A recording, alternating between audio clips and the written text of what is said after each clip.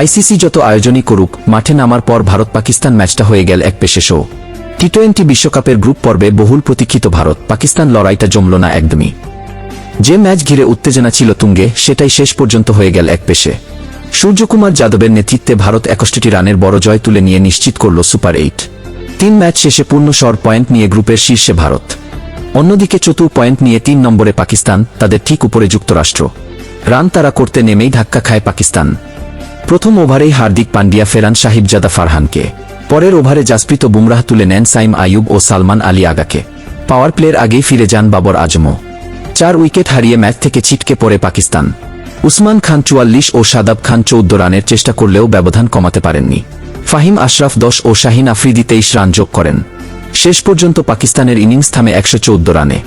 এর আগে টস জিতে পাকিস্তান ভারতকে ব্যাটিংয়ে পাঠায়। শুরুতেই সালমান আলী আগা ফেরান অভিষেক শর্মাকে 0 রানে। তবে এরপর ঈশান কিষান ও তিলক ভার্মা সামলে নেন পরিস্থিতি। ঈশান মাত্র 27 বলে 50 তুলে নিয়ে খেলেন 40 বলে 77 রানের ঝড়ো ইনিংস, যেখানে ছিল 10টি 4 ও 3টি ছক্কা। তিলক ভার্মা 24 ও সূর্যকুমার যাদব ছোট কিন্তু কার্যকর জুটি করেন। শেষ পর্যন্ত 20 ওভারে 7 উইকেটে 175 রান তোলে ভারত। সেই বড় সংগ্রহই ম্যাচে পার্থক্য গড়ে দেয়।